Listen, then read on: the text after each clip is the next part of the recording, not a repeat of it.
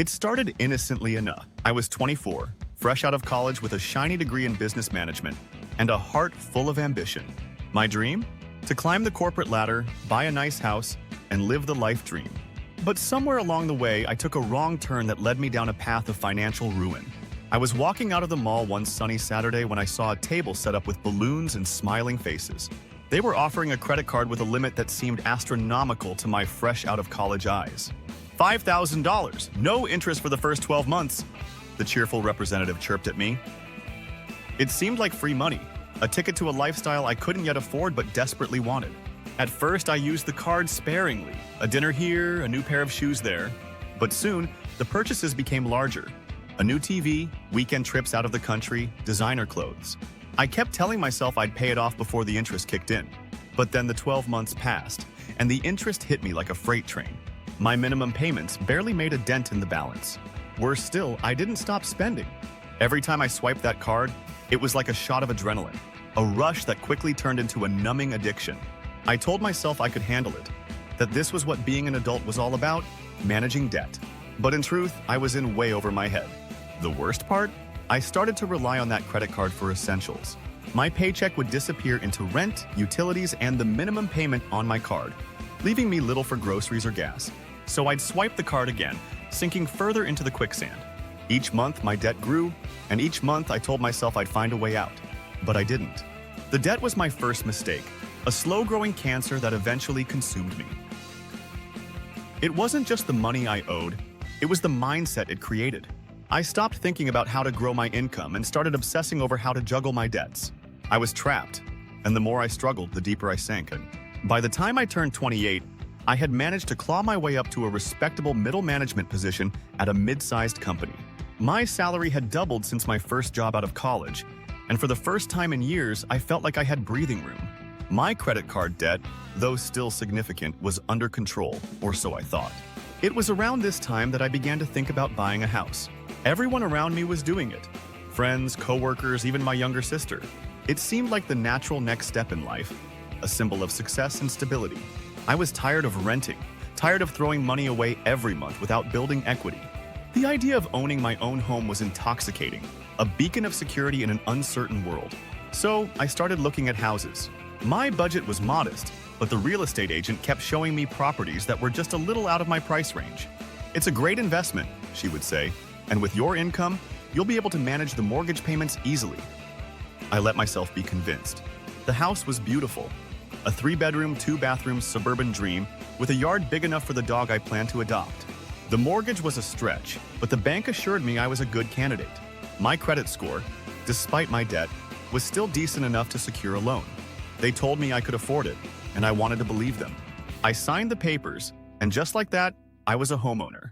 But almost immediately, the financial pressure became unbearable. My mortgage payment was more than half my take-home pay. Add in utilities, insurance, and maintenance, and I was left with barely enough to cover the basics, let alone pay off my lingering credit card debt. The house, which had seemed like a symbol of success, quickly turned into a burden. Every month, I watched my bank account drain, and I began to dread the first of the month when the mortgage payment was due. There was no room for emergencies, no room for savings, no room for life. The house that was supposed to be my sanctuary had become my prison. And then, the unthinkable happened. The company I worked for was sold, and with the new management came layoffs. I was among those let go. Suddenly, my already tenuous financial situation spiraled into chaos. Unemployment benefits barely covered my mortgage, and I was forced to use credit cards to pay for everything else. The debt I had worked so hard to manage exploded once again. I was stuck in a home I could no longer afford, with no way out. Selling was out of the question. The market had dipped, and I owed more on the mortgage than the house was worth it.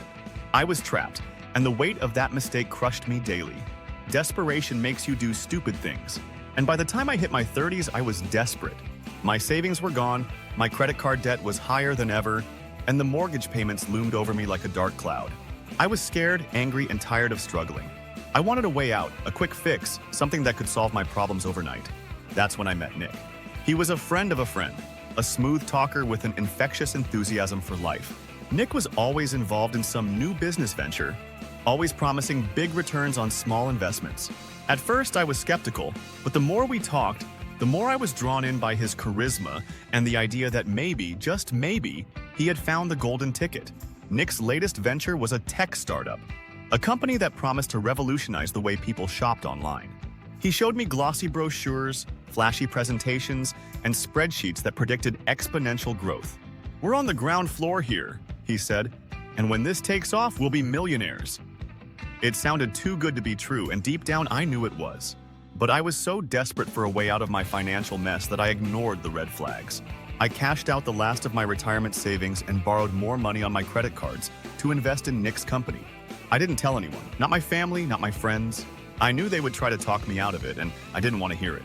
I wanted to believe that this was my ticket to freedom. For a while, it seemed like it might be. The company made a big splash at a tech conference, and the buzz was all positive. I started dreaming about what I would do with the money when the stock options kicked in. I would pay off my debts, sell the house, and start fresh.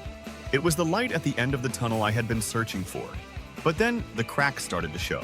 The company missed a major product deadline, and suddenly, the buzz turned to skepticism. Investors started pulling out, and the stock value plummeted. Nick tried to reassure me, but it was clear he was panicking too. Within a few months, the company folded, and my investment was gone. Every penny I had put in, every hope I had pinned on that venture vanished into thin air. I was devastated. Not just because of the money, but because of the crushing realization that I had gambled away my last chance. There was no quick fix, no magic solution to my problems. I was back where I started. Only now, I was in even deeper debt, with no safety net to catch me. After the startup debacle, I fell into a deep depression. I couldn't face what I had done, so I did the only thing that seemed bearable. I ignored it. I stopped opening my mail, stopped checking my bank account, stopped answering calls from creditors. I went to work at a new job I hated, making much less than I had before, came home and zoned out in front of the TV. I lived in a state of denial, convinced that if I ignored the problem long enough, it would somehow resolve itself. But of course it didn't. The bills piled up, the late fees and interest charges mounted, and my credit score tanked. My financial life was crumbling around me, but I couldn't bear to face it. I started drinking more, numbing myself to the reality of my situation. I pushed away friends and family, embarrassed by how far I had fallen. The final blow came one dreary afternoon when I received a notice of foreclosure on my house. I remember standing in my kitchen staring at the letter, feeling like the walls were closing in on me. This was it, the end of the line. There was no more hiding, no more pretending. I was broke, deeply in debt, and about to lose the one thing I had worked so hard to keep. For a moment, I considered giving up completely. But somewhere deep inside me, a small voice urged me to fight back. I had made mistakes, terrible mistakes, but I wasn't ready to give up on myself. I knew I had to face the truth, no matter how painful it was. Facing the truth was the hardest thing I've ever done. I had to acknowledge my mistakes, confront my fears, and take responsibility for the mess I had made of my life. But in doing so, I found a strength I didn't know I had, a resilience that had been buried under years of denial and despair. The first step was finding a financial counselor, someone who could help me untangle the web of debt I had woven. It was humiliating to lay out my financial life before a stranger, but it was also liberating. For the first time in years, I had a plan, a way forward. It wasn't going to be easy and it wasn't going to be quick, but it was a path to recovery. I worked out a payment plan with my creditors, sold my house in a short sale, and moved into a small apartment. It was a far cry from the life I had imagined for myself, but it was manageable. I cut up my credit cards and started living within my means, something I hadn't done since my early 20s. The hardest part was rebuilding my self-esteem.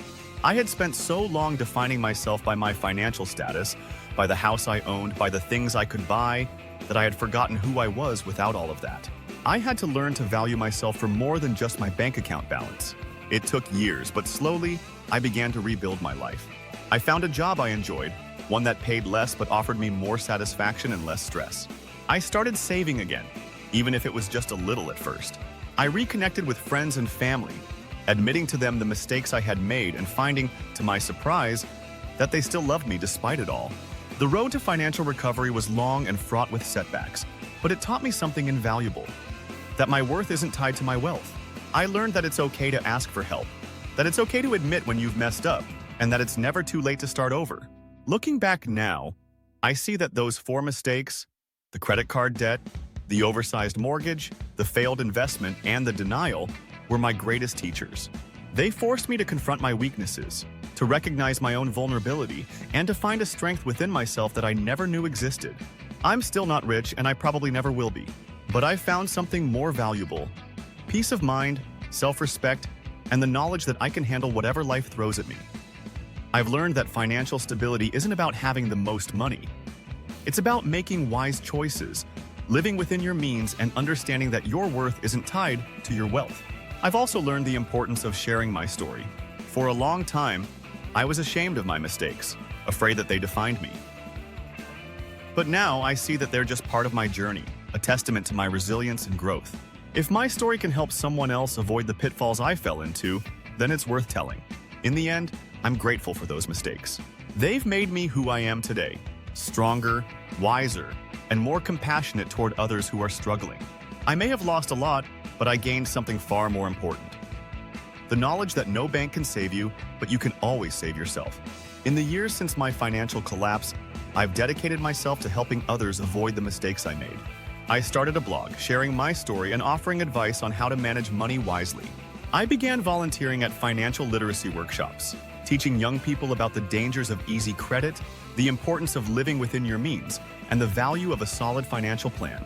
My experiences have given me a deep empathy for those who are struggling with debt and financial insecurity. I know what it's like to feel trapped, to think there's no way out, and to live in constant fear of the future. But I also know that it's possible to turn things around, to rebuild your life, and to find a sense of peace and purpose that no amount of money can buy. Today, I live a modest life. I rent a small apartment, drive an old but reliable car, and budget carefully each month. I don't have a lot of material possessions, but I have something far more valuable: a sense of control over my life, a deep appreciation for the simple things, and a commitment to living authentically and within my means. Most importantly, I've learned to forgive myself.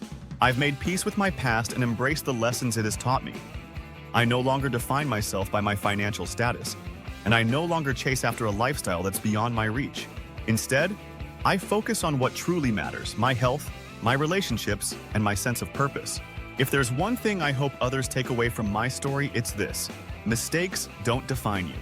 They shape you, they teach you, and they can lead you to a better, more fulfilling life if you're willing to learn from them. No bank can save you from yourself, but you have the power to change your life, one step at a time.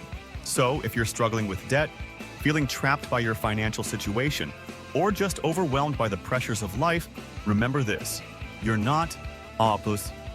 You're not alone. There is a way out, and it starts with facing the truth, taking responsibility, and believing in your ability to overcome. It won't be easy and it won't be quick, but it will be worth it. I'm living proof of that.